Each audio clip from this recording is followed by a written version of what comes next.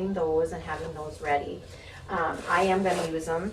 I do recommend them. Like I said, you would definitely want to obviously have a clean diaper available to you too, and having paper towels, just any supplies that you're going to need readily accessible. Also, it's a good idea to have a bag if you know that the child's clothing is soiled, so that you can put that directly in the bag, because we do not want you washing their clothing in your child care home or in the facility. Just bag it up and then please put it in a safe place away from children, and then send it home with the parent to launder later that day. You can get your gloves on right before you pick up the child. It's a really good idea, especially if you know that they had a blowout and you know that their clothing is contaminated, that you would have gloves on right away. When you're approaching the child, it's a really good idea to go ahead and to tell them that you're coming towards them. Hi, sweetheart, we're going to change your diaper. Just so that you're able to give them, I think that's respectful. Plus it also tells them what's going on. So you bring them over to the diapering pad and you lay it in there.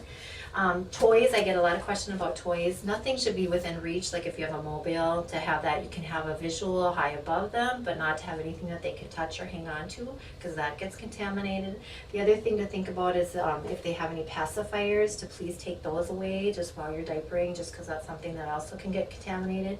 Toys are another thing that we don't recommend them handling, just because those get contaminated too, just because you are diapering. However, if a child's really having a difficult time and you know you're not going to get this diaper changed without a toy, give them something that's washable and that you're going to have them play with while they're being diapered, but you are going to have to take it away once their diaper is changed, because they can't bring that back out into the play area, because that is something that's contaminated now and needs to be sanitized before anyone else can play with it. So I undressed my child. If my clothes were soiled, I put that directly in the bag and I would tie that up and have that so that I can send that home with the parent. Then I'm going to go to the diaper. And what I need to do is just to, I don't know a nicer way to say it, but just go ahead and use the diaper to the best of your ability and get off the hunk. And make sure that you wipe all down and try to see if you can get as much off on the diaper. Then you want to make sure that you go ahead and use a wipe.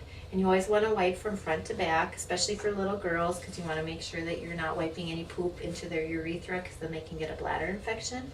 And then you always want to make sure that you wipe them even if they're just wet, because many times I get this question, they don't see anything so they don't think they need to wipe them, but it is a urine soaked material that can be on their skin obviously for a period of time. It can give them not a bladder infection, but it can give them a rash.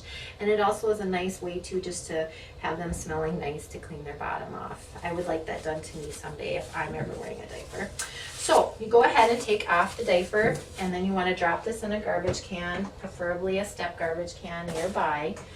And then you want to take your gloves off, because I've now done the dirty work, so I want to take my gloves off. If you're not wearing gloves, obviously you're not going to need to do this step, but if you're wearing the gloves, make sure that you grab all gloves.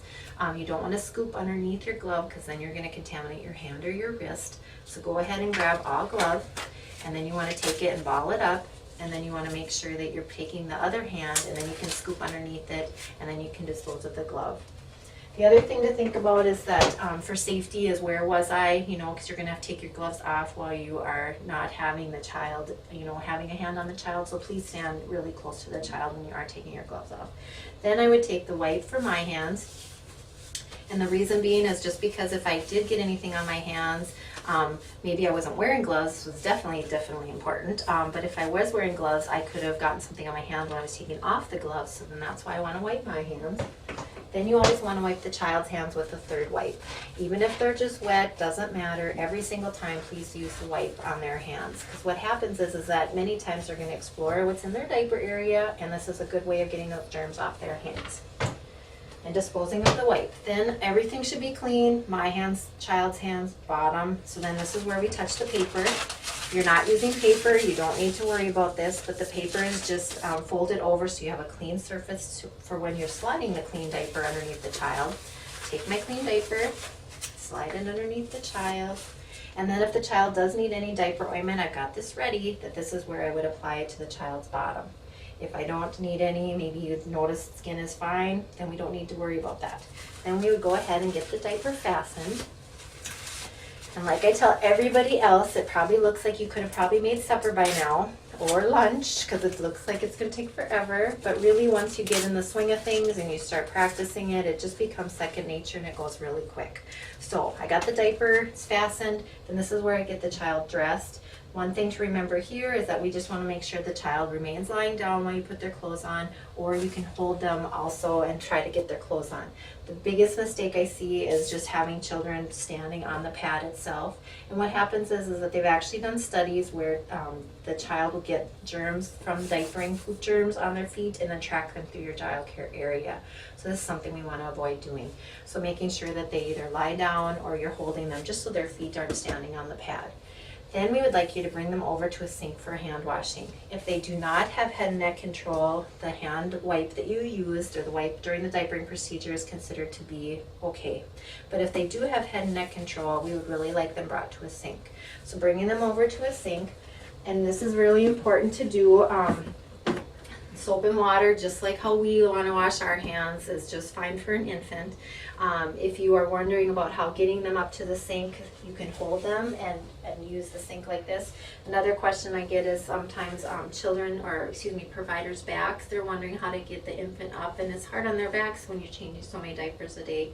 So a nice step stool works great, because then you can take your knee and you can put your leg on it like this, and you're able to secure the child on your knee while you're while you're washing their hands, because then that'll give you some support. So you want to make sure that you get the water running, and you want to wash their hands the same as you do.